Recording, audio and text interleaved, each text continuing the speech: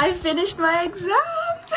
But oh my gosh, do I have some stories to tell you. Okay, so this is the worst one, okay? So one of the days I had Spanish, right? And when I first checked my timetable, it said that Spanish was at 1 p.m. And I was like, okay, that's fine. I was like really happy. Like I just took a screenshot of that and I just went on about my day. I checked like at the beginning of the week and you know, I just had it in my head the whole time. And so every day I've been going into school, like getting there like around my normal time, which is like 8:50.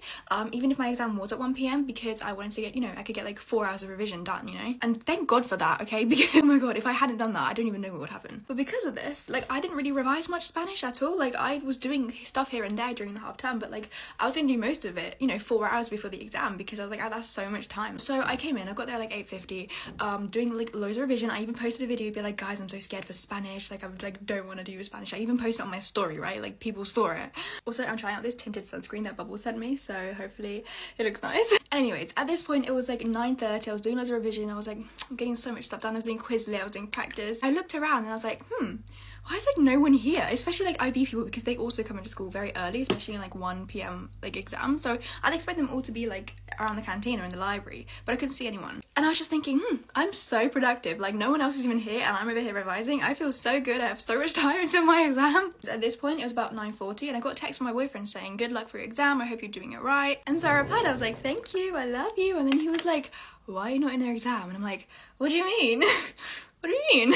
And he was like, Yasmin, your exam's at 9. When I tell you my heart dropped. I never ran out of a room so fast, and for some reason the first thing I thought of was to delete my story out of embarrassment. I was so scared because like 2 weeks earlier my tutor was telling us, like, we were like, oh, what if you miss an exam? He's like, well, you just won't get a predicted grade. And I was like, oh my God, no, that would never be me, right? I was like, on the verge of tears, right? So the first thing I could think of is, I don't know, go to the office, go explain my situation, because there's no way I'm going into that exam hall just unprompted. And like I was like apologizing profusely. I was low-key like could barely get a sentence out without crying. But thank God they were so understanding. They were so nice, and I was just, oh my God, like, but still what I did was so stupid, because like I literally remember my tutor from 2 weeks ago saying, by the way, don't take a screenshot of your timetable because it is highly likely that the times will change, so don't take a screenshot of it and just go straight on the website and update it. And what did I do?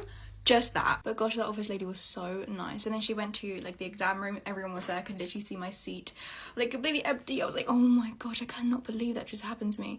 And like she went to go talk to the examiners, and the examiners came. They could obviously see I was so worried, like I was literally hyperventilating, and they were like, how about you just go out, you have a drink, go just do something for 5 minutes and then you come back, alright? Just calm down and then you can do your exam. I was so thankful that it was so nice. Literally, I had like 5 minutes to calm down and I was able to do the exam, right? Well, yes, I did have to do the exam with less revision than I thought I would have. But in the end, I did it, and they gave me all of my time, and that's all that matters. Like, that was so nice. But apparently I wasn't the only one that wasn't organised, because apparently the examiners gave like the German people, because it was all the IB people. So it was the IB people who did Spanish, French and German. They were all in the same hall. And then when I came in, like 10 minutes into my thing, they were like, oh, by the way, German people could go. And I was just thinking, did we not all have the same time? I was just thinking, like, maybe they were just really nice and gave like the German people like a really short test because it's such a hard language to learn. I don't know. But then turns out, because we were supposed to get 45 minutes for reading and then 1 hour 15 for writing, but then turns out the examiners actually only gave the German people 1 hour 15 for reading and writing, so none of them were able to finish. Apparently they gave the wrong test paper as well. But yeah, it's all over now, so that's what I'm really glad about, because I've been so sleep deprived. Literally, I have no idea. Last night was literally the best sleep that I ever had in my life. But yeah, so it's really hot today. I think I'm gonna put my hair back, but I'm just going out. But yeah, so it's really hot today. I think I'm gonna put my hair back. But yeah, I'm just going out shopping. I'm gonna go see my boyfriend. I'm gonna do some shopping, and I'm going to probably go to the beach because it's really nice and warm. But yeah, so this is the final look.